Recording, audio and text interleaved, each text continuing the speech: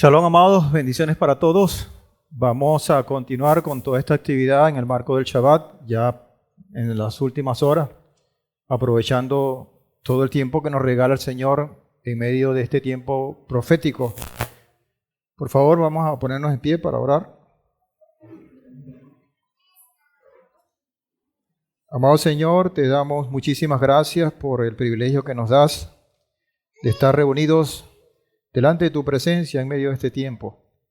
Te pedimos que seas tú el que nos dirijas, nos continúes dirigiendo a toda verdad a través de esta enseñanza en el marco de todo este tiempo que tú nos planteas en tu santa y bendita palabra, y que nosotros tenemos el honor, la dicha de sentirnos dignos de celebrarla, no por nuestros méritos, Señor, sino porque tú lo has querido así y has instrumentado todo lo concerniente a esta habilitación para poder acercarnos a ti, en este caso a través de todas estas festividades.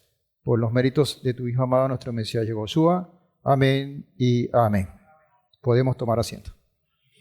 Bueno, bienvenidos todos los que están acá presentes en el recinto de nuestra congregación, los justos de las naciones, y a todos los que están conectados a esta hora. Les enviamos un abrazo, un saludo fraternal a todos los hermanos. Quiero, antes de empezar, hacer mención y enviar también un saludo muy afectuoso a nuestro hermano Jairo Lara, que hoy estuvo estrenando su canal de Telegram allá en Barinas, y que sé que va a ser de mucha bendición. El canal se llama Despierta tú que duermes. Se trata de la divulgación de la palabra del Señor bajo la perspectiva hebrea, y creo que, paso a paso el Señor siempre coloca sus instrumentos para que puedan divulgar esa verdad. Y con estos medios que el mismo Señor nos propicia, sé que es bueno aprovecharlos para bien, debido a que esos mismos medios están sirviendo para cosas que, por el contrario, nos alejan de su presencia. Es bueno tener esas noticias. Así, enviamos un saludo a nuestro hermano Yair allá en Barinas. Purim, ¿qué le parece? Empezamos con Purim.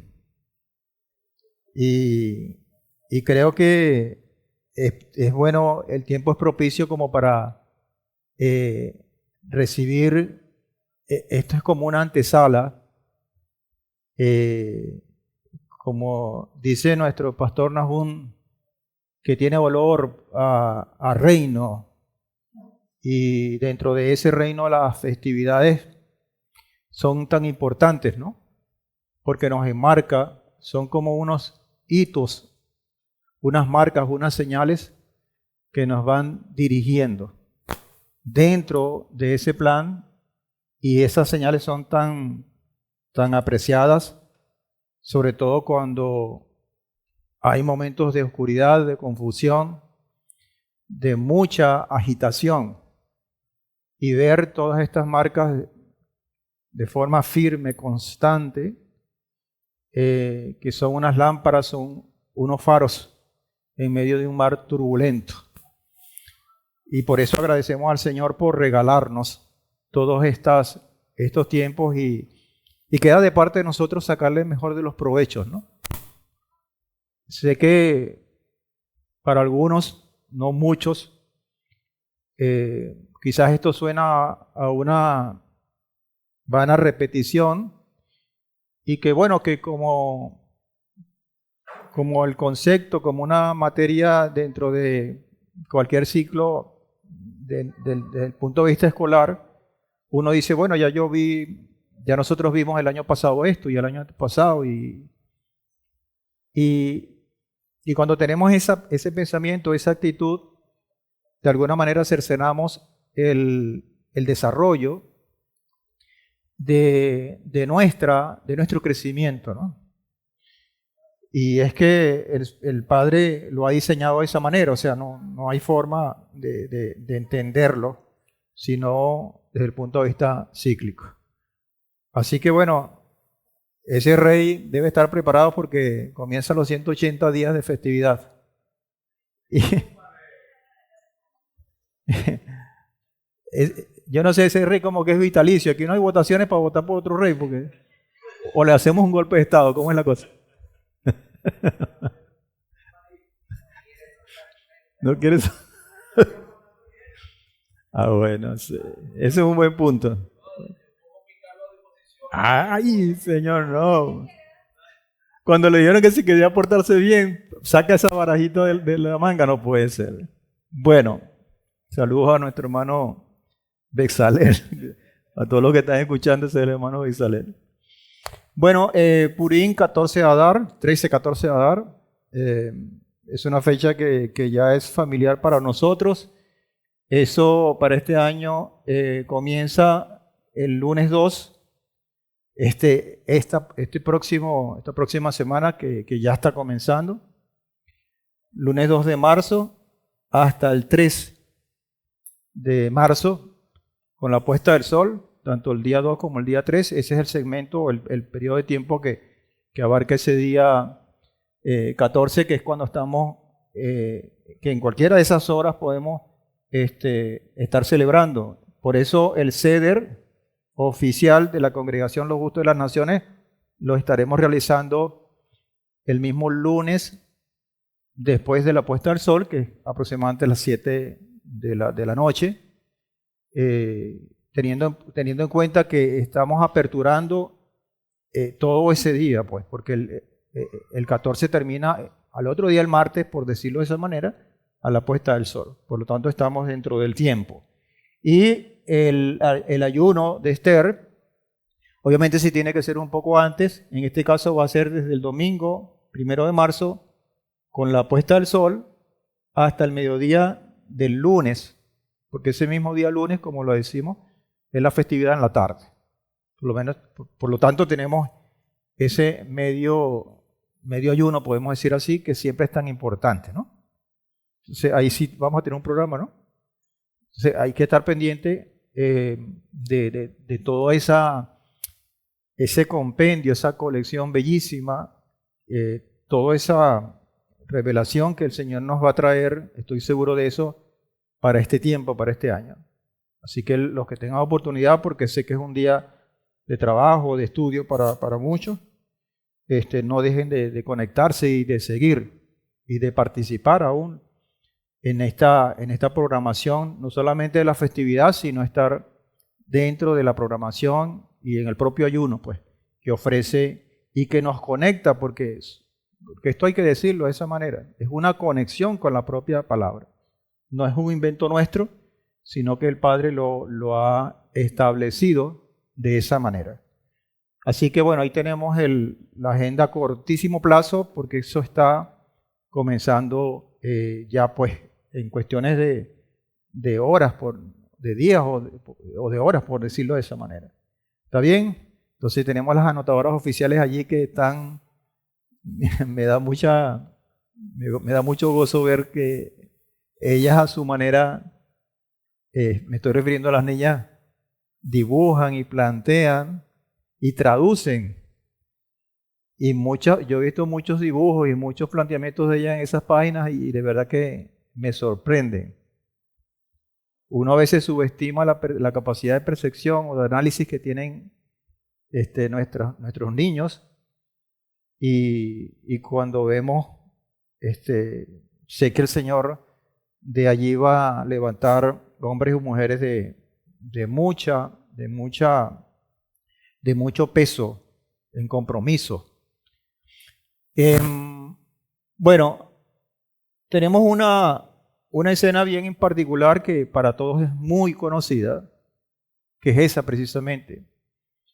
Porque hablar de Purim, obviamente, es hablar de Esther como un personaje central, pero también como el libro del mismo nombre. Y es conectarla con un reinado. Y por eso la de las coronas, que la mayoría de nuestras doncellas se las toman y se engalanan con ellas para hacer también esa conexión. Pero es importante señalar que que esto es un resultado, ¿no? Que lo que vemos en el proceso de Esther no es otra cosa sino un resultado. Y a veces, claro, nosotros nos dejamos guiar por aquellas cosas que, como esto, son muy, muy atractivas y es muy probable que no vemos por qué sucedió así y qué fue lo que pasó, cuáles fueron las etapas que en particular esta doncella tuvo que pasar para llegar allí. Y estoy hablando a título personal, pero si a eso se le coloca la condición de un propósito que viene del cielo, entonces ya la cosa toma un matiz mucho más profundo, mucho más elevado. Y eso es lo que yo siempre,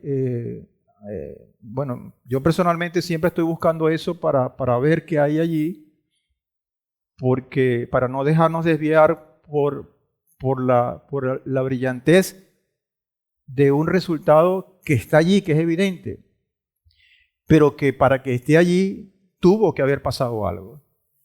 Y si usted extrapola eso hacia atrás o hacia adelante, se va a conseguir con elementos importantísimos, partiendo por la misma misión o por el mismo proceso, por utilizar la misma palabra, del Mesías, que claro, lo tenemos mucho más cercano por toda la divulgación de revelación que hemos tenido hasta este tiempo, pero que no escapa para los otros personajes, como es el caso de Esther. De allí yo me atrevería a decir que cuando hablamos de Purim, es muy probable que a usted se le vengan a la mente muchas palabras que asocia con ese proceso, ¿verdad? Y yo podría decir, preguntarles a ustedes qué palabra creen ustedes que se asocia con Purim. Y una de ellas es, por ejemplo, las pruebas. Y es válido. Otras pueden ser, qué sé yo, las dificultades, que al fin y al cabo es el mismo. Pero yo tomé una palabra que me parece muy propicia, pero no es la única, para poder introducir esta temática que es tan rica, no solamente por lo atractivo de la historia, porque es digna de como de tomarla de un guión para hacer una buena película, sino por el manejo, en primer lugar, que tuvo el Señor por la intervención celestial, pero también cómo los personajes principales, tanto los buenos como los malos, porque hay que decirlo, interactuaron para obtener ese resultado que ustedes ven allí. Y de ese resultado, que es una mujer con una corona, es una coronación, hubo un resultado, reitero, de mucha más condición que abarca lo colectivo en el momento histórico. Pero que si a eso le colocamos la parte profética, entonces, obviamente, la historia de Esther, y particularmente la festividad de Purim, se pierde de vista. La palabra que yo escogí es transformación. Yo no sé si ustedes están de acuerdo con eso. Porque es que a veces, todos de alguna manera queremos ser transformados. Todos. Porque la transformación tiene su génesis o su origen en una inconformidad que puede ser válida o no. Lo que pasa es que hay transformaciones en las cuales uno las busca porque uno está de acuerdo con ellas, para uno le es atractiva y para nuestra óptica puede ser beneficiosa, y uno anhela y uno busca esa transformación. Pero hay otro tipo de transformaciones que no nos gustan, que no nos agradan, y sin embargo son necesarias tenerlas o que se vengan para nosotros. porque hay un propósito mucho más alto que el que nosotros podamos ver en un momento dado. Y esa precisamente es la transformación de la cual vamos a estar hablando en el proceso de Esther. Porque ella nunca tuvo en su mente ser coronada como reina y ocupar el lugar que obtuvo al final de la historia para ella, porque esta historia obviamente está en pleno desarrollo. Ella nunca estuvo buscando eso, pero le tocó. Y es allí el discurso o el consejo que le da su propio padre, porque Mordejai ocupó el lugar de padre, para decirle, bueno, tú no lo buscaste, pero el Señor te puso allí y para algo te colocó. Y ese algo tenía un peso que era muy apremiante, porque se trataba de una cuestión de vida o muerte. ¿Ok? ¿Hasta aquí estamos bien? Entonces, bueno, si no estamos bien, dentro de un ratico vamos a estar mejor, porque traje un arma secreta. Ahorita les digo cuál es el arma secreta. ¿Ok?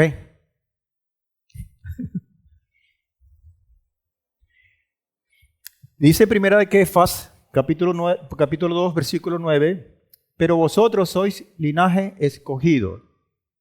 Aquí comienza lo que es el proceso de transformación. Porque empiezan los contrastes o las comparaciones.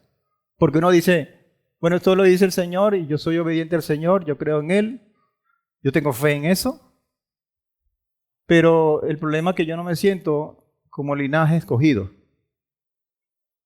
Pero como lo dice el Señor y yo creo en Él, entonces yo tengo que ser transformado para llegar a ese nivel. Desde ese punto de vista tan sencillo y tan simplón, es que tenemos que analizar Esther. Es que tenemos que analizar Purim. Sacerdocio real, nación santa, pueblo por posesión. ¿No nos sentimos identificados con esto? Es necesario la transformación en nosotros. Algo tenemos que cambiar. Porque ese es el parámetro por el cual yo me tengo que medir. A veces uno toma otros parámetros que la sociedad nos impone y que nosotros mismos a veces no nos damos cuenta de esa imposición. Y claro, como nos agrada, como nos sentimos identificados, bueno, no tenemos problema, la aceptamos y enfilamos esa transformación hacia ese lado, con unos principios que la palabra principio le queda muy grande para denotarlos. Pero cuando estamos hablando de un patrón de referencia, como es la voz del Eterno, como es sus consejos, sus principios, ya la cosa para mí como creyente debe cambiar. Debo verlo con otros ojos. Que no me agrada, que me dice que es linaje escogido, que es sacerdocio real, que es nación santa, que es pueblo por posesión. Yo no lo entiendo. No me siento cómodo con eso. O cuando empezamos a indagar el desarrollo de todo esto, lo que conlleva eso, a lo mejor entonces esa condición de rechazo se aumenta, porque hay que pagar un precio. Empezar porque tenemos que negarnos nosotros mismos. Entonces ahí esa transformación a mí no me gusta. Y es allí donde uno tiene que ver el propósito que hay detrás o por encima de todo esto para poder conectarnos con esa grandeza de reino y podernos colocar, no literalmente, pero sí con todo el peso de la responsabilidad, esa corona de distinción, que no es otra cosa sino eso. Para que proclaméis las proezas del que os llamó de las tinieblas a la luz admirable. Por lo tanto, ese es un proceso de transformación que se da paso a paso, que no necesariamente son las mismas vías en forma particular para cada quien, porque cada quien tiene un proceso, cada quien es una persona diferente a la otra, pero la meta es la misma, el objetivo es el mismo, que está planteada en palabras muy grandes allí en esa cita, primera de Kefas 2:9. Pero claro, hay cosas que tenemos también que hablar, porque en estos procesos tenemos que ser claros. Porque lo que termina esa radiografía o esa fotografía, como usted quiera llamarlo, es esto. Que hay que tener claro que van a haber enemigos que se van a interponer a ese proceso de transformación.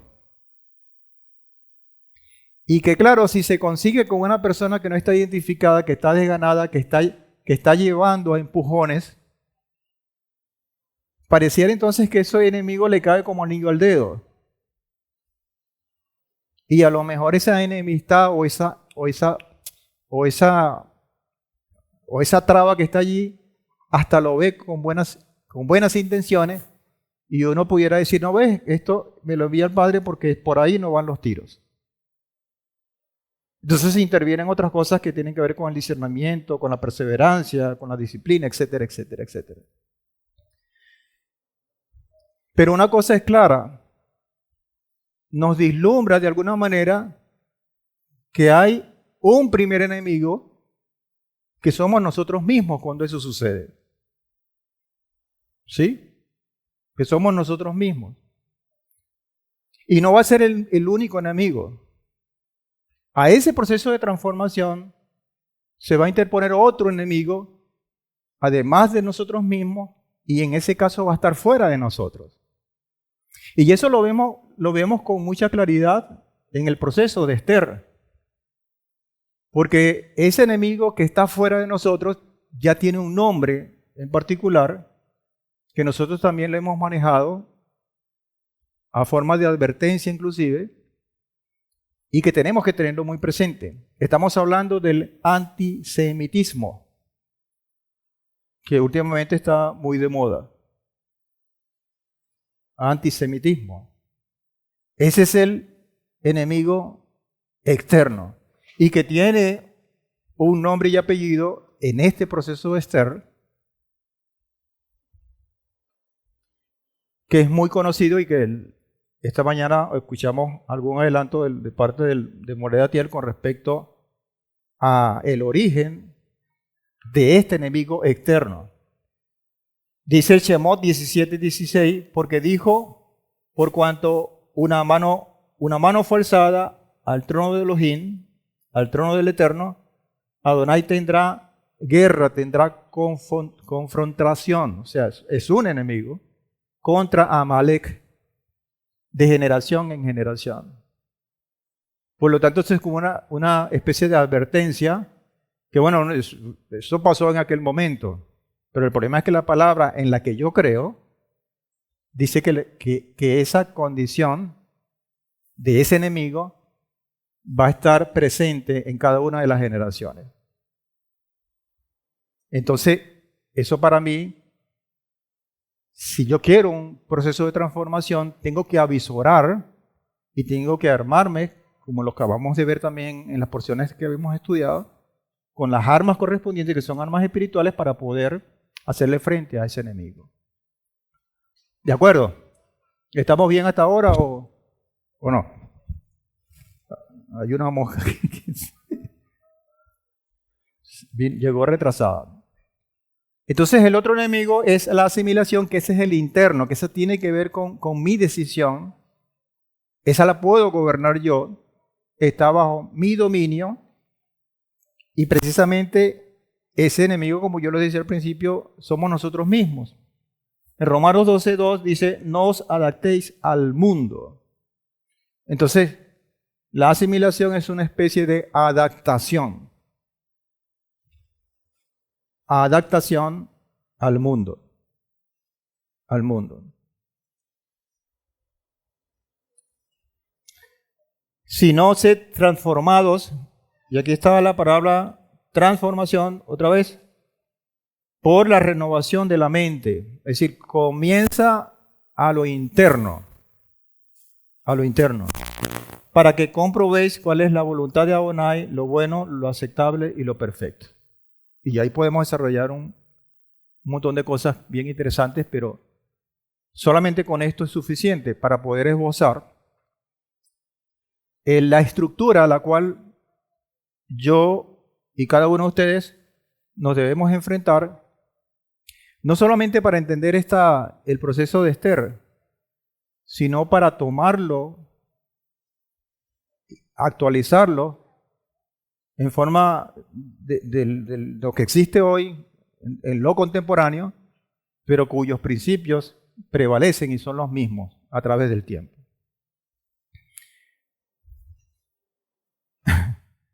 Ahí tenemos un rostro lleno de satisfacción y que de alguna manera tiene que ver con esa conformidad que muchas veces nosotros tenemos como seres humanos para adaptarnos, para no utilizar la palabra asimilación, a un sistema que nos pudiera desviar de ese proceso de transformación y por supuesto de ese propósito.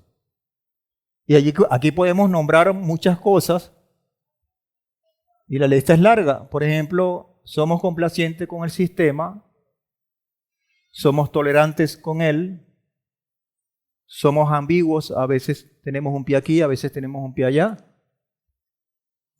Aquí nos portamos de una manera en la congregación o con los hermanos, pero cuando salimos y cuando ese entorno cambia, entonces cambia nuestro vocabulario, cambia nuestra actitud, porque estamos llenos de ambigüedades. Y el Padre es muy severo en esto.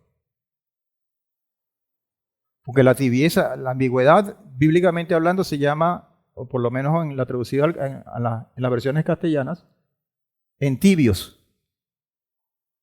Y ustedes saben la consecuencia que la tibieza espiritual tiene.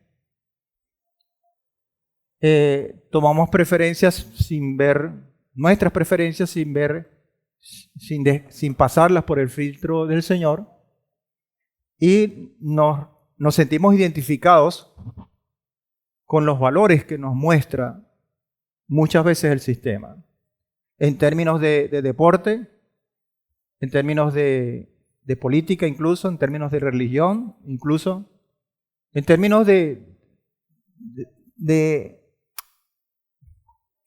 hombres y de mujeres que mucho más allá de ser individualidades son el resultado de un sistema que nosotros no lo vemos, pero que tiene su rostro.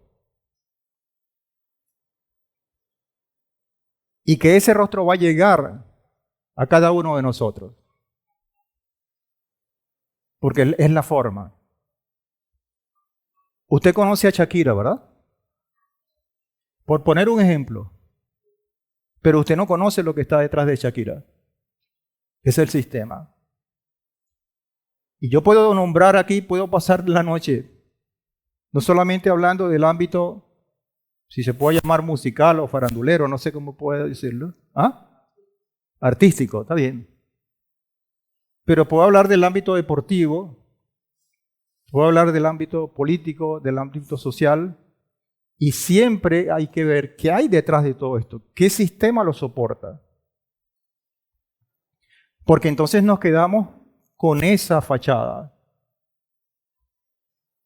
Y sobre todo los jóvenes.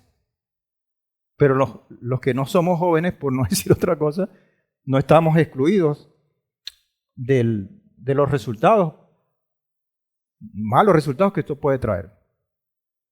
¿Estamos bien así? Ok. Dice Irmiyahu, capítulo 10, versículo 2, así dice Adonai, no aprendáis el camino de las naciones, porque así como se aprende el camino bueno, también se puede aprender el camino malo. ¿Y cuál es más apetecible para la carne? El camino de las naciones, porque es un camino ancho, un camino fácil, un camino que tiene satisfacciones instantáneas, un camino express. No aprendáis el camino de las naciones, ni os turbéis por las señales de los cielos, aunque los gentiles se turban por ellas. Entonces vamos a ver todas estas cosas que yo les he resumido en esta pequeña introducción a través de la historia de Purim. Y no es otra cosa sino un adelanto de lo que vamos a estar leyendo en esos 10 capítulos dentro de la festividad, que tenemos poca oportunidad por estar dentro del marco de la festividad de no tener muchos comentarios, pero quizás aquí sí lo vamos a poder hacer. ¿Con qué intención? Con la intención de que cuando lleguemos a la festividad ya tengamos una idea bastante clara de lo que tenemos o de lo que el Padre nos trae. ¿Ok?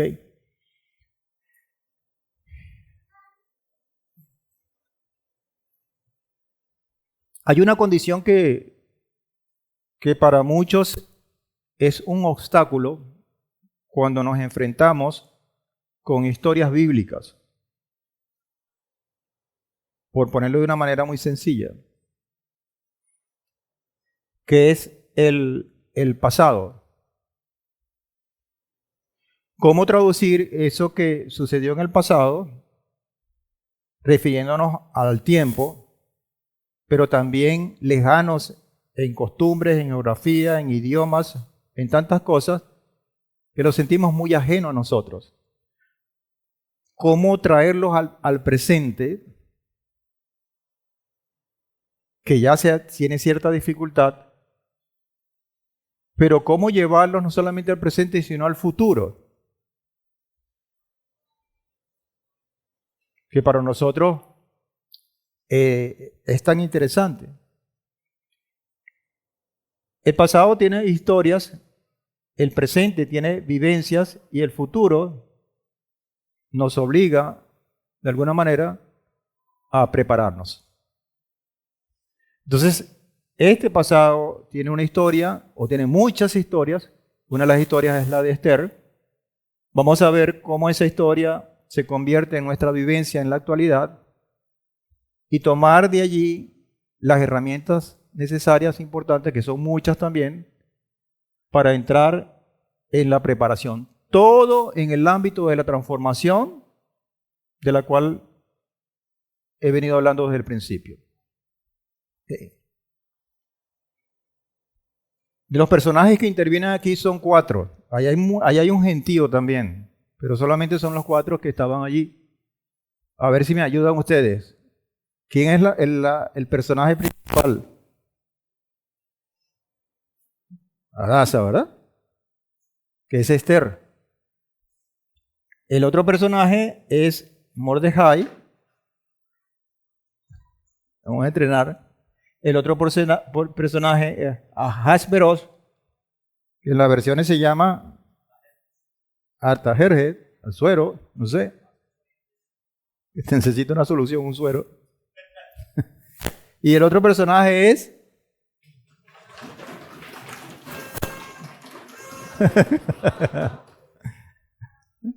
ay, señor. No sé. Usted es el rey. Usted tiene que revisar su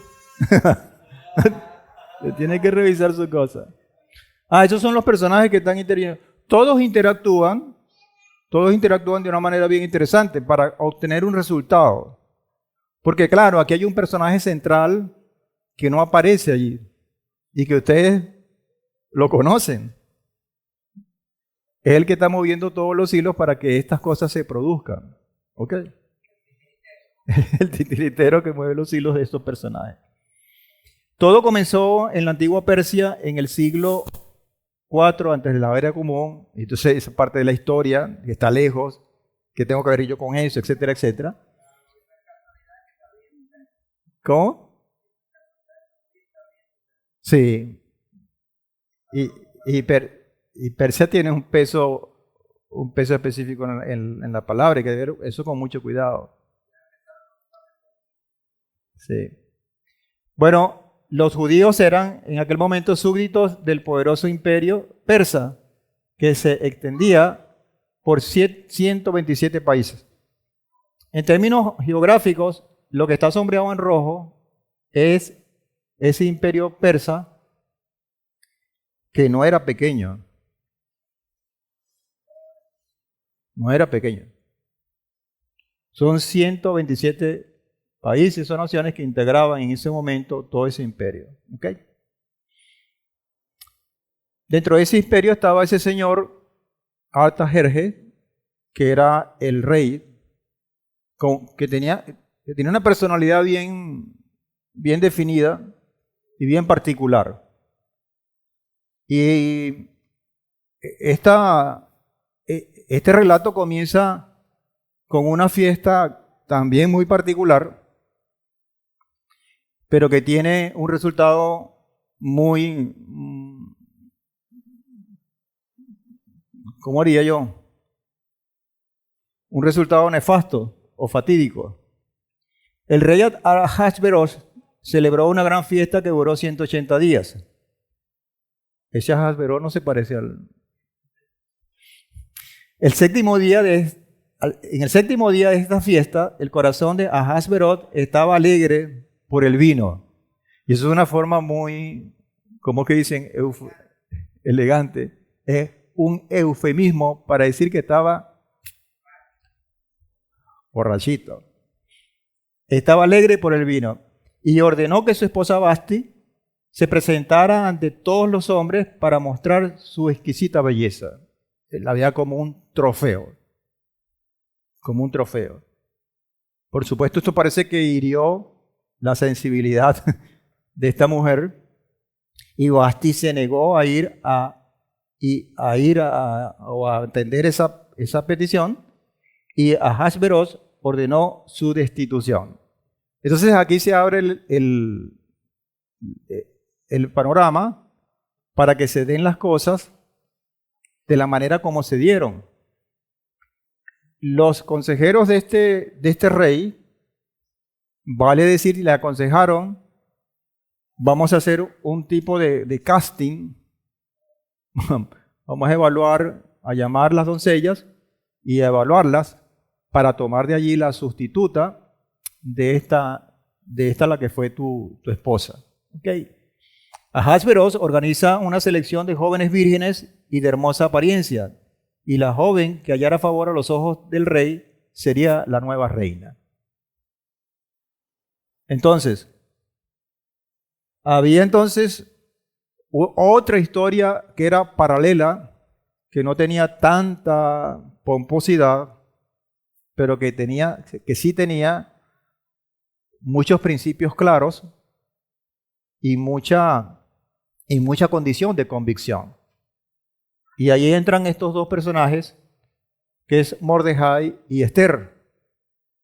El líder de los judíos, que en esa época era residente de Shushan, llamado Mordejai, él tenía una prima que se llamaba Hadasa, que había quedado huérfana de niña. Mordejai la crió y la trató como una hija. Esa es la historia paralela. Y el Señor está moviendo los hilos para que esa historia paralela en un momento dado puedan converger para buscar o para conseguir un propósito que nosotros no controlamos, que nosotros ni siquiera muchas veces lo percibimos. Y esta es una de las cosas que tenemos que ver, porque cualquiera ve esto y dice, bueno, esto es de verdad que parece traído por los pelos, y esto es como una Delia Fiallo escribiendo una novela, la zulianita que vino de la provincia y que se fue para Caracas y se trabajó como servicio de una casa, de una mansión, y el hijo de la... Esa es una historia que ustedes conocen y que se parece mucho a esto. Pero el asunto es que tenemos que trascender y ver el propósito que está detrás de todo esto, que no es un propósito de una escritora o de un escritor de película o de novela, sino que es el mismísimo Padre Celestial. Y que esa condición se puede repetir si es que no se está repitiendo con nosotros. Lo que pasa es que a veces no lo vemos, no lo sentimos. Y muchas veces, cuando coinciden esas cosas, a veces no las vemos con buenos ojos.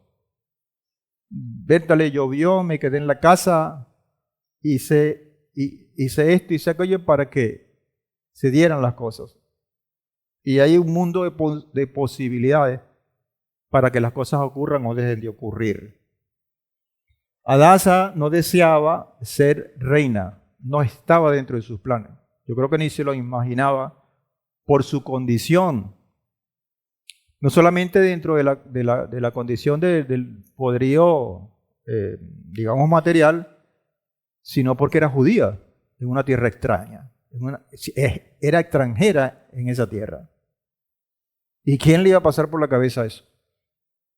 Fue llevada a la fuerza al harén del rey para participar en la selección, mientras las otras concursantes se embellecían con perfumes y lociones. Ella no hacía nada. No hacía nada con respecto a esa condición. Porque su belleza, y ella lo entendía así, no dependía precisamente de los trapos, de los perfumes, de las cosas, sino a lo interior. Okay. Ese era más o menos el perfil de Esther o de Hadasa. Pero Adonai tenía sus propios planes. Cuando Hadasa se presentó ante el rey, inmediatamente él se enamoró de ella. Okay.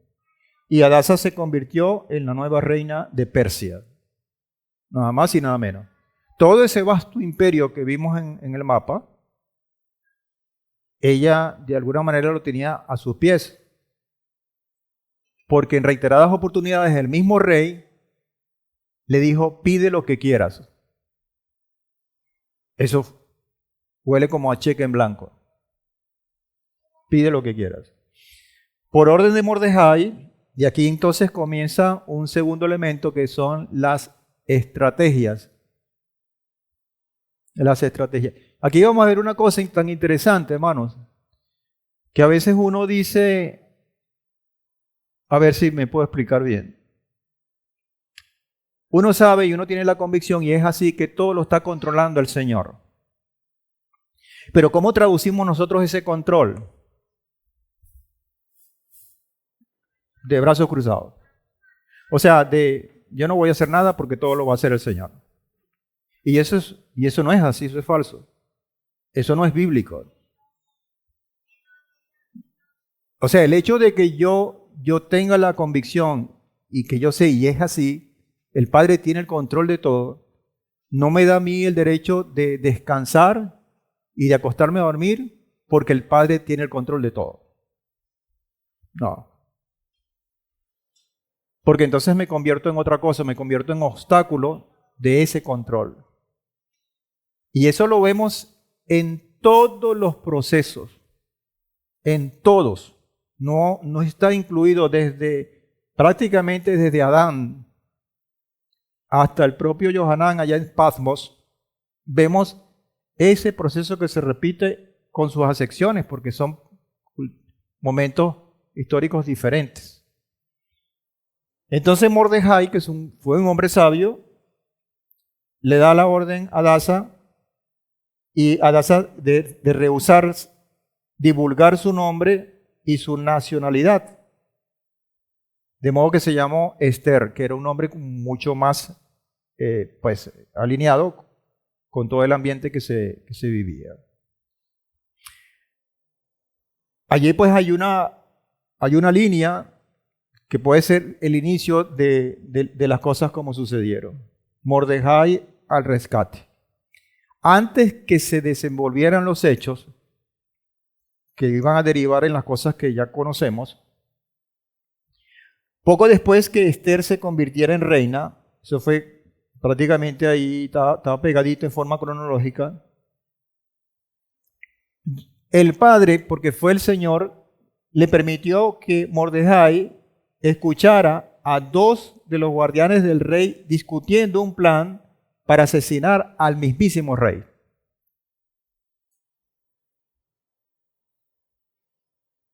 No fue una casualidad, no fue una cuestión fortuita, sino que el Señor colocó a los dos tipos, estaba Mordejai ahí y él escuchó. Mordejai los denunció y los traidores fueron ahorcados. Entonces, tenemos a este nivel una identidad secreta y un acontecimiento de alguna manera también secreto. Y una reina judía que estaba pues siendo esposa del rey bajo cualquier predicción o contra todo pronóstico. Pero aquí viene el tercer ingrediente, que es el capítulo 13. ¿Dónde está? El primer ministro antisemita se identifica así. Este año cambió de personaje, cambió de fachada. Entre tanto, Amán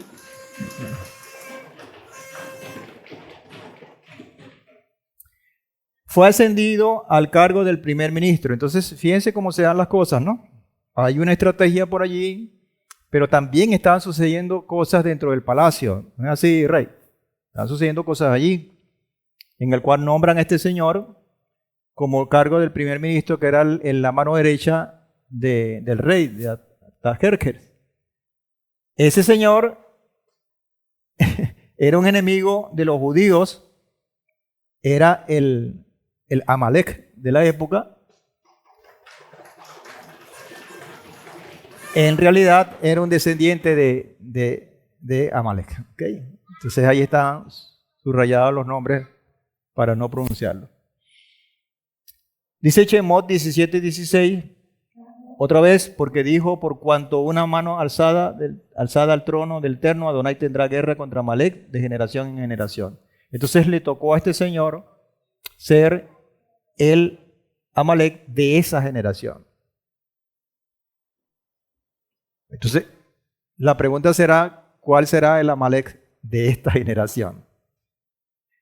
Muchos tienen requisitos comprobados para llenar todos los cupones. Pero en todo caso, cuidado que no somos nosotros mismos. El rey entonces emitió un decreto ordenado por que todos se inclinaran ante Amán. Entonces ahí estuvo otro punto de convergencia, ¿no? Y más que convergencia fue un chispazo ahí que cuando Mordejai se rehusó a inclinarse, Amán se enfureció y resolvió tomar venganza contra los judíos y arrojó, entre comillas, suertes para determinar el día de implementar su plan. Entonces ahí está el desarrollo de otra estrategia paralela a lo que era la estrategia del Señor con Mordejai y Esther. ¿Se dan cuenta, no? ¿Cómo funcionaba esto? A estas alturas, este señor no sabía que su reina era judía.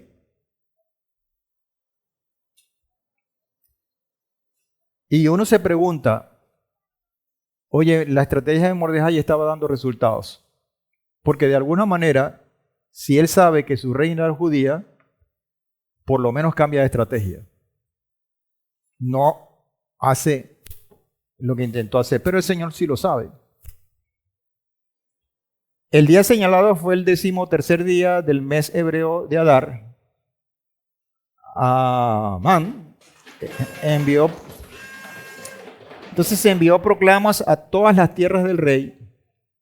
La orden con el sello real ordenaban que la gente se alzara contra los judíos y los matara a todos, hombres, mujeres y niños, el siguiente 13 de Adar. El pedido de Mordejai obviamente hizo un impacto muy fuerte en la comunidad judía de esa época, donde la esperanza se fue para el piso, porque estaban hablando de mucho poder, pero también de mucho odio, de una condición pero de mucha desventaja para poder hacerle frente. Mordejai se enteró del decreto, envió un mensaje a Esther para interceder delante del rey. Y aquí entonces comenzamos a entender por qué razón Esther estaba allí. Esther le respondió: no he sido convocada por el rey desde hace 30 días. Entonces es curioso porque Esther, uno dice, bueno, es un personaje Esther, pónchale y tal. Y lo que de alguna manera uno espera como respuesta a esta petición, sí, ya voy, tranquila y tal, y sale corriendo, una imagen, una cosa, para enfrentarse o para obedecer ese pedido. ¿Se dan cuenta? Y de alguna manera, esto tratando de interpretar cosas, ¿no? Uno dice, bueno, está bien, pero todo tiene su tiempo.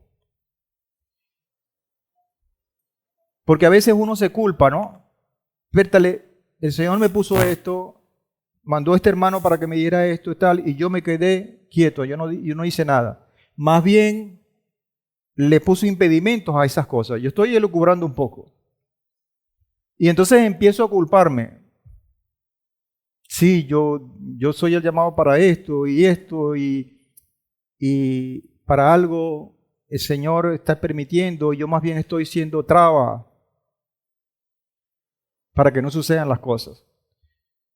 No he sido convocado por rey desde hace 30 días, por lo que si me presento sin ser llamada, sería condenada a muerte. Porque es una cuestión que tenía que evaluar muy bien. O sea, hay que tener los cuidados. ¿Sí me entienden, verdad? Hay que tener los cuidados. Eso se llama ser oportuno.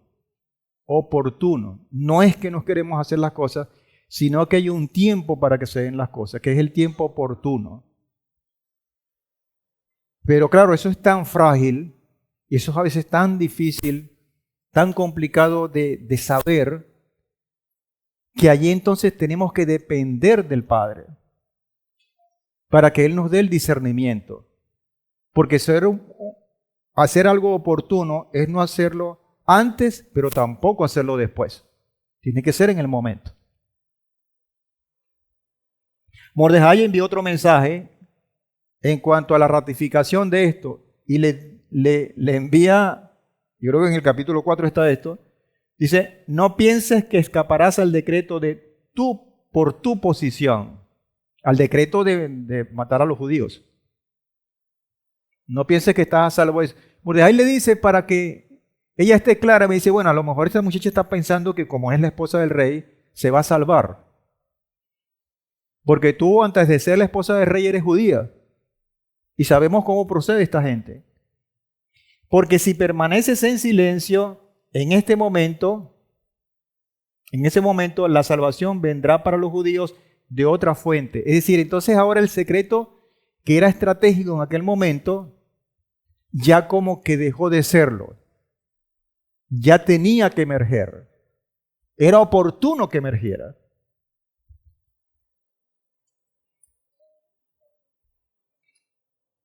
¿Quién sabe si no fue para este momento que tú llegaste a esta posición real y eso fue lo suficiente como para poder colocar en Esther y centrarla en lo que tenía que hacer? Pero igualito, salió corriendo con el vestido que tenía y se fue para el trono y decirle al rey de una vez. No lo hizo así. Ya ella había, desde esa aseveración, no he sido convocada por el rey desde hace 30 días y puedo correr el riesgo de morirme, hasta el mensaje de Mordejai, cambiaron muchas cosas, pero el resultado no estaba todavía, pero en ella ya estaba una actitud centrada. Por decirlo así, ya tenía el dedo en el gatillo. Un mal ejemplo, ¿no? Pero para que entendamos. Entonces se plantea una estrategia de lucha. Antes de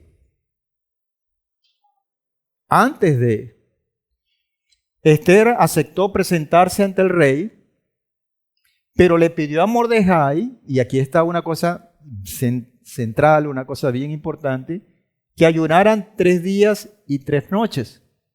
Y después Esther arriesgó su vida y se presentó ante el rey.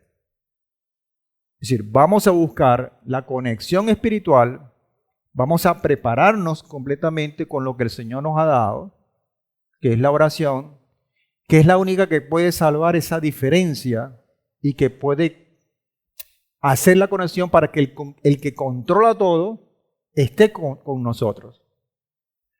Y así fue, y después que eso sucedió, ella entonces sí tomó la fuerza necesaria para presentarse delante del rey. Mordejai reunió a los judíos de Susán y ayunaron y se arrepintieron y oraron al Elohim de Israel.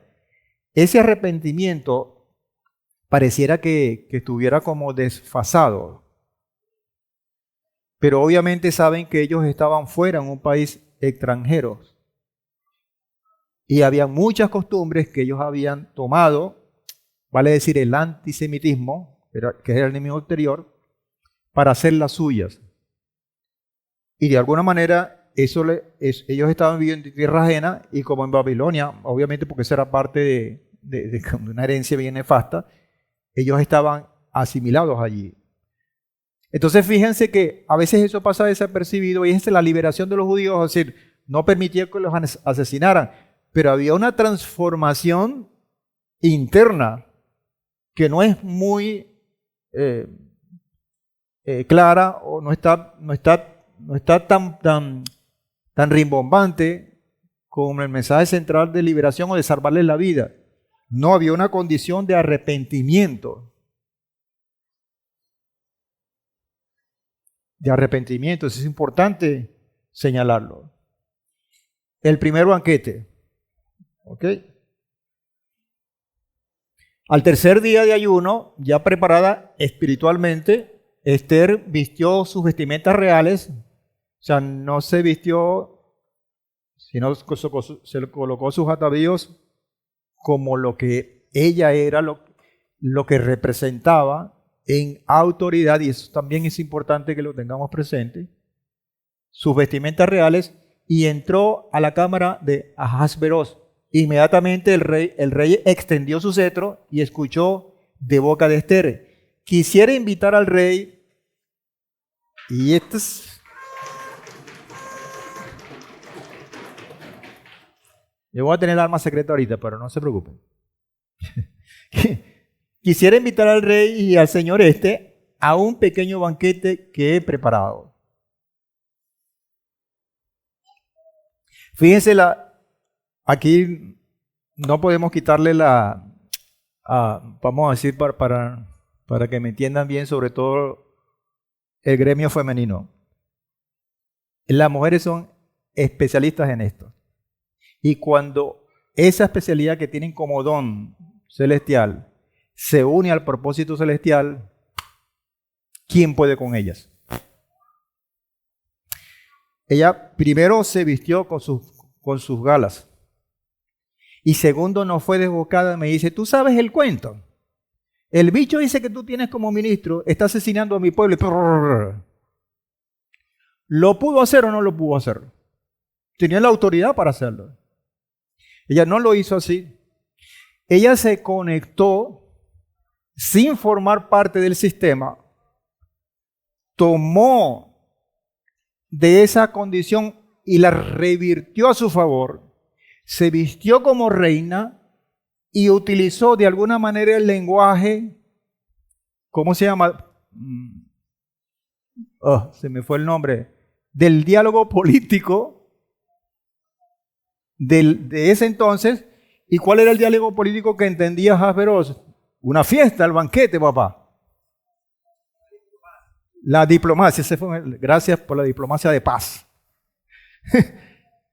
Vamos a hacer las cosas, y eso se llama astucia. Eso se llama tomar las armas que yo tengo a mi favor para cumplir un propósito. Un propósito que yo tengo claro. ¿Se dan cuenta de lo importante que no es el Señor lo controla todo y yo qué voy a hacer? Yo no voy a hacer nada. Espero que el Señor lo haga. No. Yo estoy colocado en un espacio en el cual yo tengo armas. Mire, por muy por muy difícil que sea la cosa, póngase Rab Shaul, Pablo. ¿Qué armas tenía Pablo allí? En una cárcel cuando estaba pasando bien fuerte. Tenía la oración y la alabanza. ¿Quién te puede quitar eso? Y hay ejemplos. Estamos hablando de este señor, ¿cómo se llama? Siempre se me olvida el nombre, yo lo cito mucho. El judío estuvo en Auschwitz y le mataron toda su familia y escribió un libro, una cosa sorprendente. Y él decía también lo mismo. A mí me pueden quitar la libertad y todo, pero no me pueden quitar el derecho de escoger. Si yo me quiero morir, yo me muero. Y si yo quiero vivir, yo vivo con un propósito. Y él escogió lo segundo. Víctor Frank.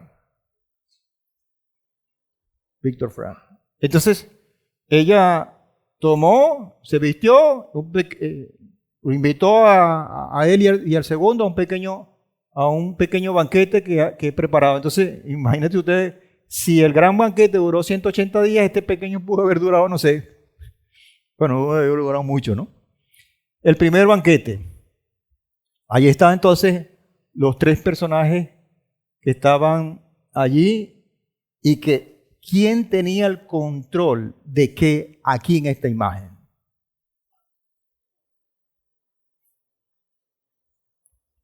El rey estaba en una posición. Este señor estaba en otra posición. Y obviamente la reina estaba en otra posición. Y ahí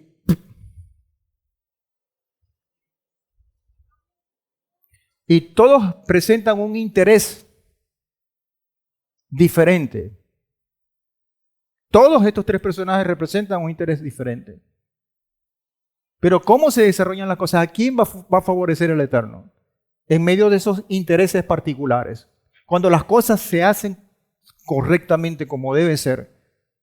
Cuando yo dependo del Eterno.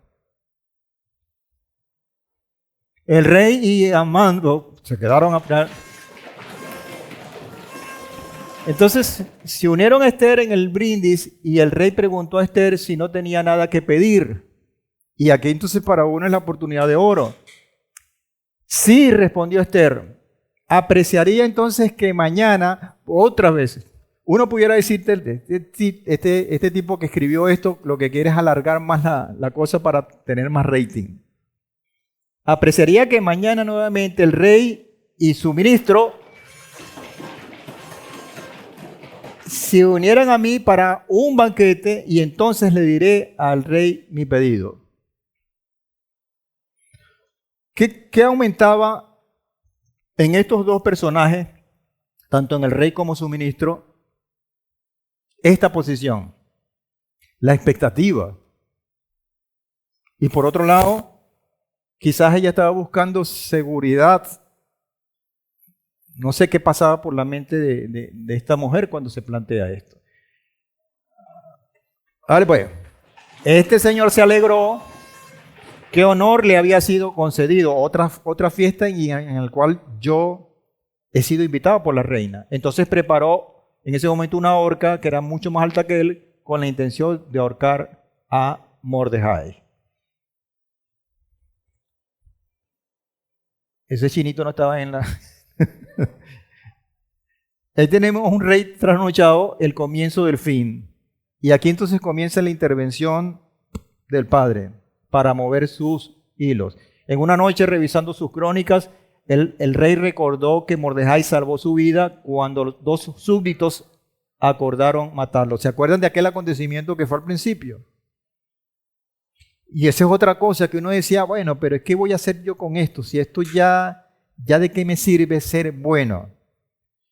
¿De qué me sirve salvarle la vida a una persona y darle su merecido a unos malhechores? Si no me sirve de nada, ¿de qué me sirve ser bueno? Porque inmediatamente no pasó nada. Fíjense lo importante que es esto. Porque es el tiempo del Señor. El rey entonces se percató que Mordejai no había sido recompensado y en ese momento este bicho malo entró al patio del rey. Su propósito, pedir permiso para ahorcar a Mordejai antes que ese señor pudiera pronunciar palabra, Ahasveros se dirigió a él. O sea, no lo dejó terminar. Y dice fulano, en tu opinión, ¿qué se debe hacer a una persona que el rey desea honrar? Y claro, él lleno de orgullo dijo, nada, este es para mí. Este es para mí. Y le dijo lo que tenía que hacer.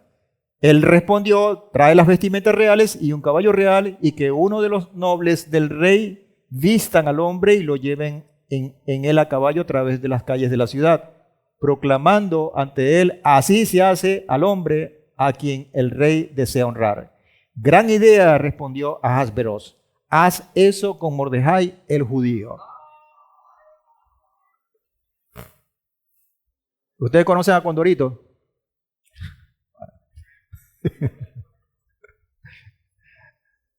A este señor le cambiaron el nombre, ahora lo llaman Condorito. Y Condorito no tuvo otra opción que cumplir.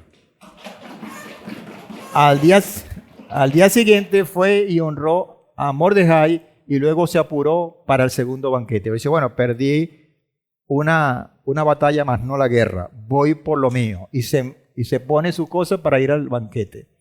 El segundo banquete, ¿cuál es tu pedido?, preguntó Ahasveros a Esther. Entonces ahí sí se da la cosa, dice, si he hallado favor a tus ojos, oh rey, y entonces ¿cómo plantea ella la cosa? Suplicó Esther, y se place al rey que a mi vida me sea concedida, o que mi vida, perdón, me sea concedida por mi súplica. Yo me imagino los ojos del rey así. Y la vida de mi pueblo por mi pedido, pues mi pueblo y yo hemos sido vendidos para ser aniquilados, muertos y destruidos. O sea, aniquilados, muertos y destruidos. Cualquiera de las tres es mala, pero las tres al mismo tiempo es peor. Entonces Esther identificó al susodicho como la malvada persona que deseaba perpetrar esta atrocidad.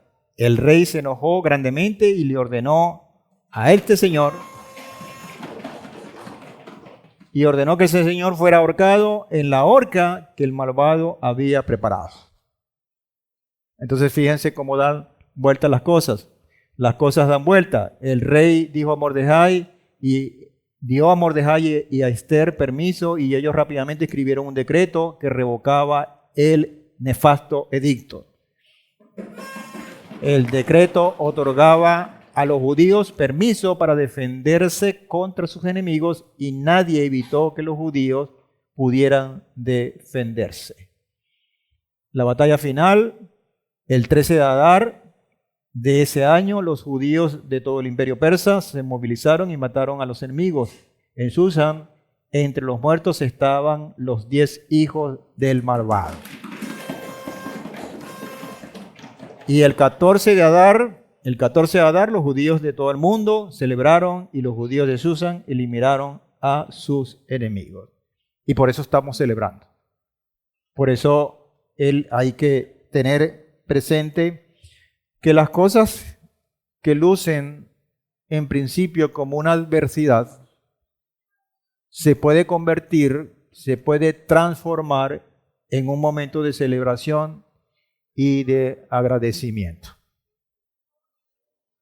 Pero para llegar de un punto a otro hay que pasar por lo que el Padre permite que pasemos, que son los procesos que Él gobierna, que Él controla, que es intercesión e intervención. Y eso fue, digamos, la clave para que se diera lo que se dio. ¿Okay? Y este proceso, amados hermanos, que vemos de una forma muy sencilla, allí en esa lámina, aún está vigente para todos los procesos que nosotros podamos estar pasando en nuestra vida. Llámense como se llamen. Quizás usted no se sienta como una reina, ni como Esther, ni nosotros los varones nos sintamos como a Ahasveros, aunque algunos sí. Pero igualito los procesos que nosotros podamos estar pasando sí se pueden tener similitud. Y los principios no caducan. ¿Por qué? Porque el Rey, nuestro gran Rey, nuestro Padre Celestial, es el mismo que tuvo el control, que gobernó en tiempos de Esther, y es el mismo que está hoy con nosotros, y es el mismo que va a estar por la eternidad. Así que, ¿qué queda de nosotros? Seguirlo a Él con mucha convicción y cumplir el rol que nos toca. Eso no va a ser a lo ciego, eso va a ser con decisiones bien aplomadas, pero siempre, siempre con decisiones guiadas por las herramientas que ahora tenemos mucho más completas. Tenemos una condición a través de nuestro Mesías Yehoshua. Tenemos una senda, un camino.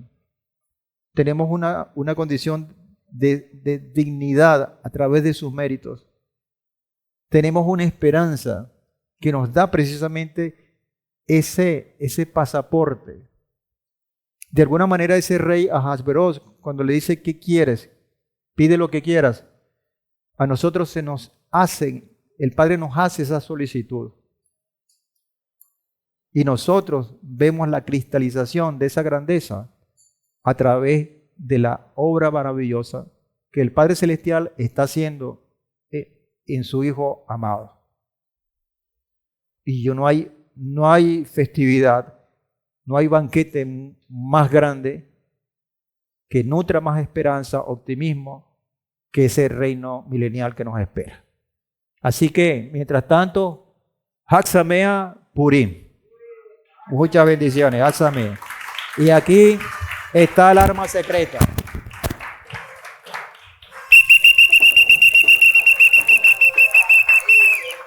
El arma secreta. Música, maestro. Sí, shalom, shalom. Bueno, amados hermanos, muchísimas bendiciones. Bueno, les damos gracias al Padre por esta enseñanza. Bueno, también anunciamos los acontecimientos que se están dando en la Tierra Santa, en Israel. No son casualidad en medio de lo que se avecina con la festividad de Purim. Y yo le decía al Moré que Irán, en este caso, que es Persia, la Persia antigua, el Irán de hoy, está ardiendo. Tenemos notificación que ya los ataques alcanzaron al líder principal de Irán, el ayatolá Khamenei, ya fue muerto. Y bueno, un ataque conjunto entre los Estados Unidos e Israel, y ya eliminaron al líder supremo de Irán. Irán ahorita está ardiendo.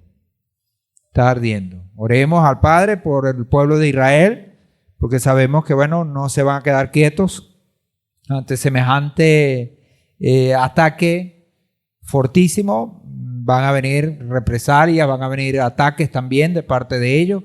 Ya los hay. Hoy mismo se han entablado ataques contra las posiciones de Estados Unidos e Israel en Oriente Medio, y no solo contra ellos, contra otros países que se están también involucrando, como Emiratos Árabes, Arabia Saudita. Bueno, Oriente Medio está ardiendo, y bueno, nosotros estamos aquí de alguna manera lejos, pero no, como diríamos, ajenos al conflicto, porque involucra a Israel. Y bueno, por lo tanto estaremos en oración, orándole al Padre para que todo esto, el Señor, como lo ha hecho siempre, siga teniendo ese control, como pasó aquí con toda esta celebración tan especial. Sin embargo, bueno, nosotros con toda la expectativa enfilamos todas las baterías para celebrar Purim, como ya lo dijo nuestro Moré, con todas las de la ley, para este lunes, el domingo en la noche comenzando con el ayuno, y el lunes en la noche con toda la celebración.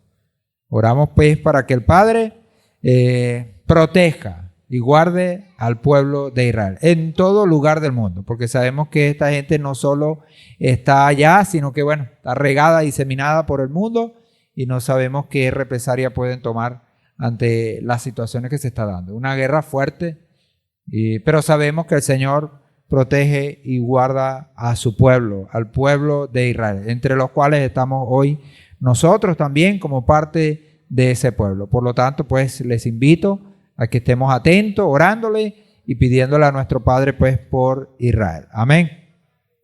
Bueno, con respecto a las festividades, no solo Purim, ya vienen todas las festividades, ya bien lo decía nuestro Roe, las festividades de primavera que vienen pues a cumplir un propósito especial.